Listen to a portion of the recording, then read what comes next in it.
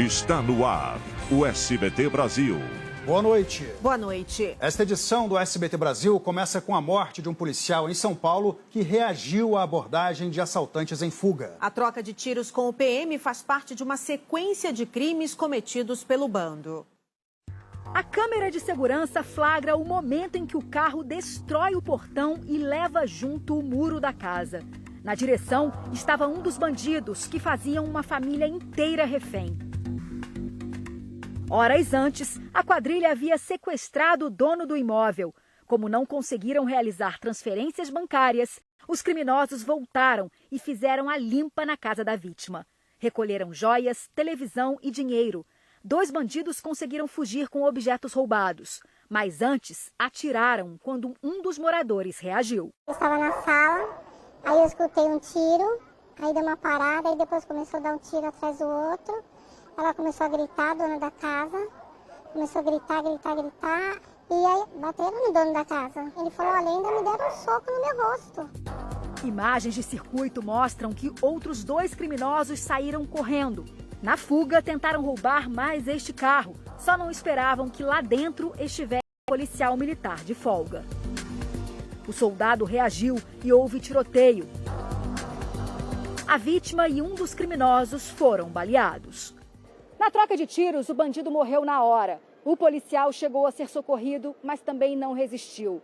O PM estava no carro esperando a esposa, que trabalha como balconista aqui nesta padaria. Por pouco ele não escapou. A mulher já havia terminado o serviço e estava prestes a sair.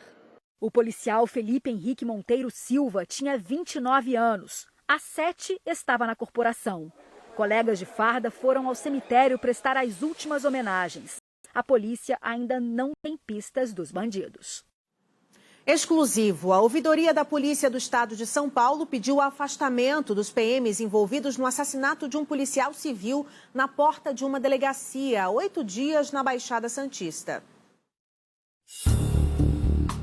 A morte do investigador Eduardo Antônio Brasolin, de 65 anos, foi o fim trágico de uma história de ameaças e perseguição que começou em 2020. O policial civil morreu na porta da delegacia do Guarujá, no litoral paulista, há pouco mais de uma semana, depois de ser atingido por tiros de fuzil disparados por um policial militar.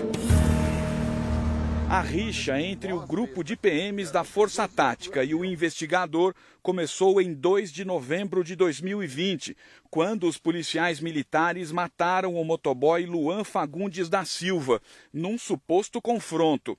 Luan era amigo dos filhos de Eduardo e o policial civil levantou a suspeita de que o jovem tenha sido executado.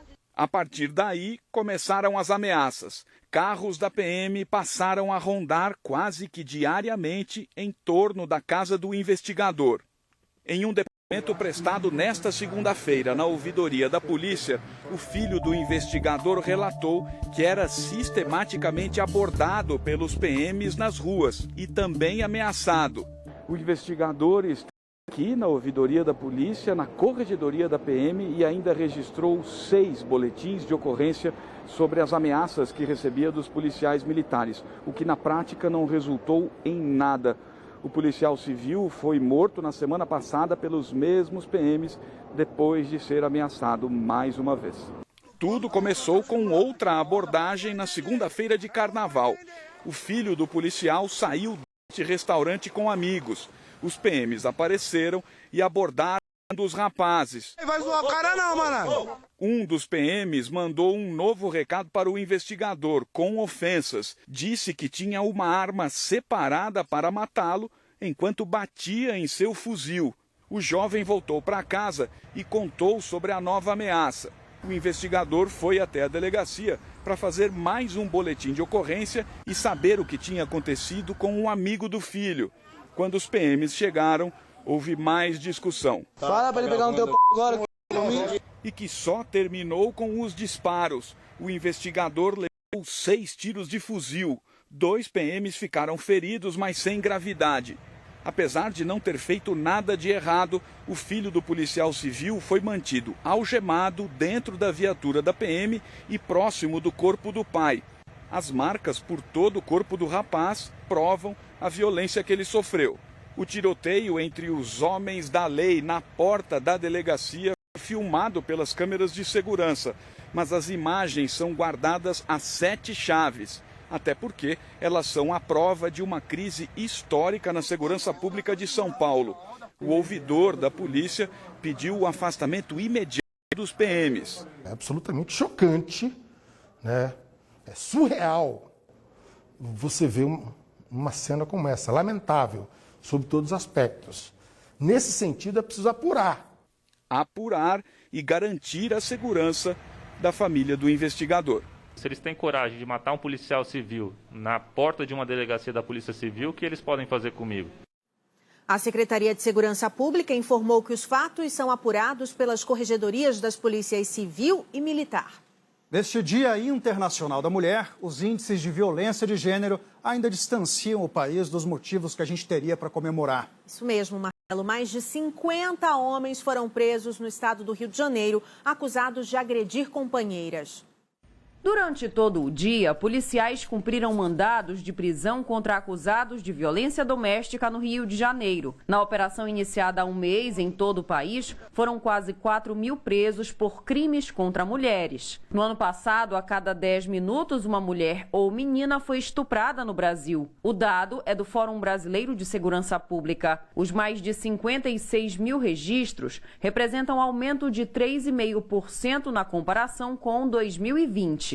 Mas, segundo os pesquisadores, a quantidade de estupros pode ser maior. O isolamento social fez com que muitas mulheres deixassem de denunciar. Outro dado que chama a atenção é o de feminicídios. Foram mais de 1.300 vítimas no ano passado. Número menor que o do ano anterior, mas que também pode ser alvo de subnotificação. Feminicídios que não estão sendo entendidos como feminicídios. As polícias precisam, de alguma forma, então, se profissionalizar, elas precisam entender o que, de fato, é um feminicídio. O Ministério da Justiça e Segurança Pública anunciou um investimento de 18 milhões de reais neste ano na capacitação dos agentes de segurança. Para a mãe de Anne Caroline, aos 17 anos, a golpes destaca pelo ex-namorado no interior do Pará, políticas que vêm tarde demais. Ele acabou com a minha família e eu, como mãe, eu quero uma resposta da justiça. E depois de 3 tentativas frustradas de cessar fogo temporário, corredores humanitários finalmente foram formados em cidades ucranianas nesta terça-feira para a retirada de milhares de civis. O primeiro comboio partiu de Sumi, no nordeste do país. Toneladas de alimentos e remédios foram distribuídas para quem decidiu ficar na cidade. Os ônibus levaram os moradores para Poltava, na região central da Ucrânia, longe da zona de conflito. A trégua em Sumi aconteceu horas depois de um ataque aéreo que deixou pelo menos 21 mortos, incluindo 2 crianças. Em Irpin, nos arredores de Kiev, a travessia foi longa e difícil, principalmente para os idosos e para os filhos, forçados a se separar dos pais que continuarão lutando. O acordo era formar corredores humanitários em Kiev e mais 4 cidades, mas o Ministério da Defesa ucraniano acusou os russos de desrespeitarem o cessar-fogo na capital, em Kharkiv e em Mariupol. A Rússia anunciou uma nova trégua parcial para a retirada de civis a partir das 4 da manhã desta quarta-feira, pelo horário de Brasília. O presidente da Ucrânia, Volodymyr Zelensky, que continua em Kiev, foi aplaudido de pé por parlamentares britânicos ao dizer que vai resistir até o fim.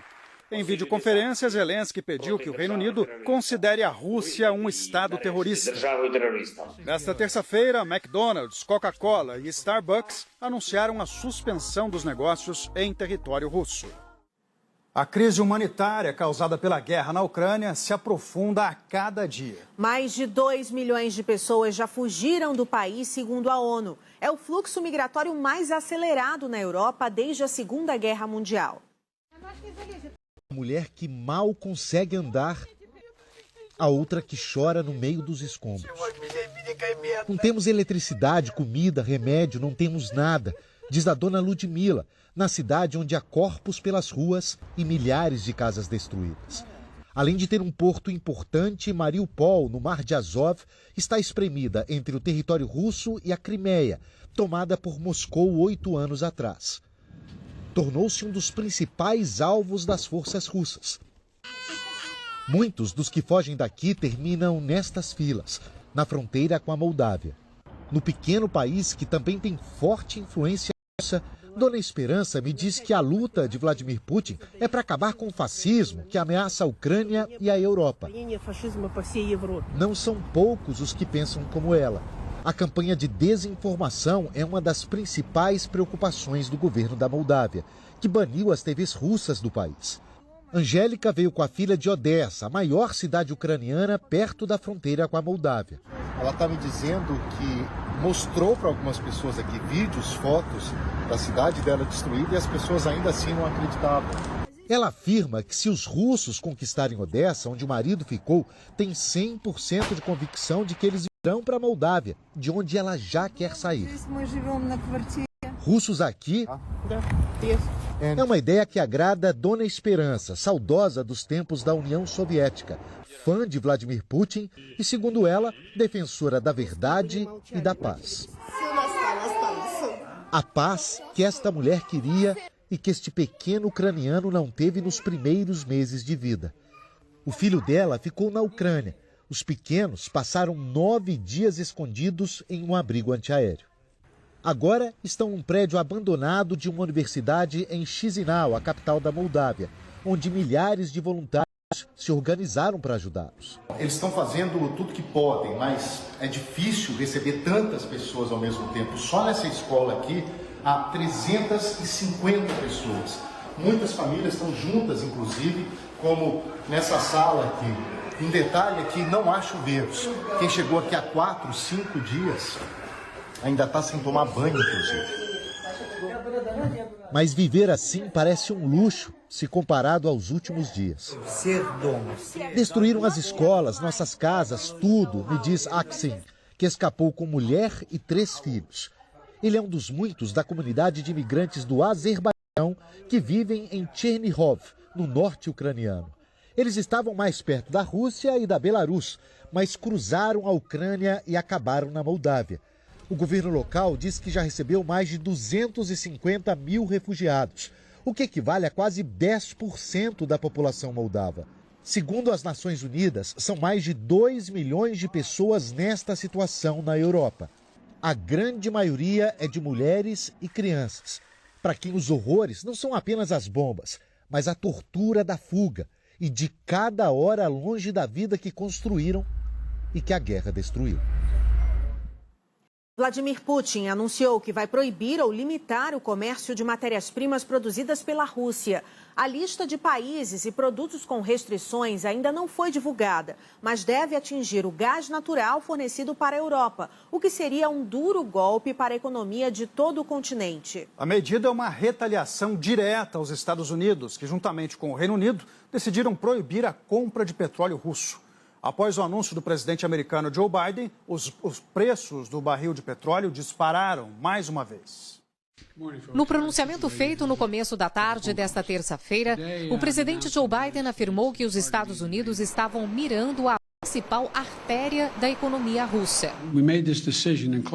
Biden disse que chegou a esta decisão depois de conversar com aliados europeus e que espera que em breve outros países também adotem a medida restritiva. Pouco depois, o Reino Unido anunciou que vai adotar o embargo ao petróleo russo, mas de forma gradual, até o fim deste ano. Em 2021, as importações do petróleo russo representaram apenas 8% do total nos Estados Unidos. Na Europa, este índice ficou em 27%. A Rússia fornece 40% do gás natural usado no continente. Antes do anúncio do governo americano, o vice-primeiro-ministro russo chegou a ameaçar cortar o fornecimento de gás caso houvesse embargo ao petróleo do seu país. Como retaliação aos Estados Unidos, Vladimir Putin anunciou que vai proibir ou limitar o comércio de matérias-primas com alguns países. A lista de produtos e nações afetadas deverá ser divulgada dentro de 2 dias. Depois de anunciar as novas sanções, Joe Biden alertou que o preço da gasolina nas bombas vai subir ainda mais. Biden disse que este é o preço por defender a liberdade. Nesta terça-feira, o valor do barril Brent A referência para o mercado registrou nova alta e chegou a ser negociado acima dos $130. Para aumentar a demanda no mercado internacional e forçar a queda nos preços, os Estados Unidos passaram a negociar com outros países, inclusive com aqueles que até então possuíam embargos comerciais, como Irã e Venezuela.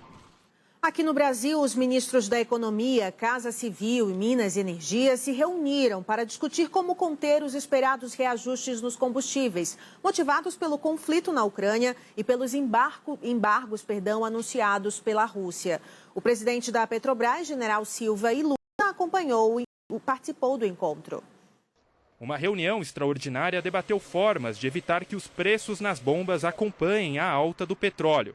Participaram os ministros da Casa Civil, Ciro Nogueira, da Economia, Paulo Guedes, e de Minas e Energia, Bento Albuquerque, além dos presidentes da Petrobras, General Silva e Luna, e do Banco Central, Roberto Campos Neto. O encontro terminou sem uma decisão. Desde o início do conflito, na Europa, o valor do barril de petróleo disparou. Passou de $100 para 130. E a Petrobras, desde 15 de janeiro, não reajusta o preço dos combustíveis. Esse represamento criou uma disparidade em relação ao mercado internacional, de 28% no preço da gasolina e de 32% no óleo diesel. A preocupação do governo é o impacto na inflação. O presidente Jair Bolsonaro defende o fim da política de paridade de preço, pela qual a Petrobras segue a cotação do mercado internacional. A solução seria o congelamento de preços, que é criticado por especialistas. Quem que vai importar um produto por 100 para dar um valor redondo e vender aqui dentro por 50? Então vai faltar combustível. Uma das apostas do Ministério da Economia é um projeto de lei que altera a fórmula do ICMS, um imposto sobre circulação de mercadorias, adotando um valor fixo em reais sobre os combustíveis e não em percentual como é hoje. A pasta também defende que há espaço para uma isenção fiscal federal sobre o diesel, o que pode custar 18 bilhões aos cofres públicos. Nesta quarta-feira, o Senado deve analisar 2 projetos de leis que buscam estabilizar os preços. O relator das propostas é o senador Jean Paul Prates, do PT. Ele defende a fixação do preço de paridade internacional como parâmetro para o preço dos combustíveis aqui no Brasil, a criação de um fundo de estabilização dos preços e o imposto sobre a exportação de petróleo. A seguir, pelo menos 10 capitais brasileiras decidem retirar a obrigatoriedade do uso de máscaras em locais abertos. Na Conmebol Libertadores, a preparação do Fluminense para encarar o Olímpia do Paraguai. Liga dos Campeões da Europa. O Liverpool perde em casa, mas confirma a classificação para as quartas de final. A gente volta já já.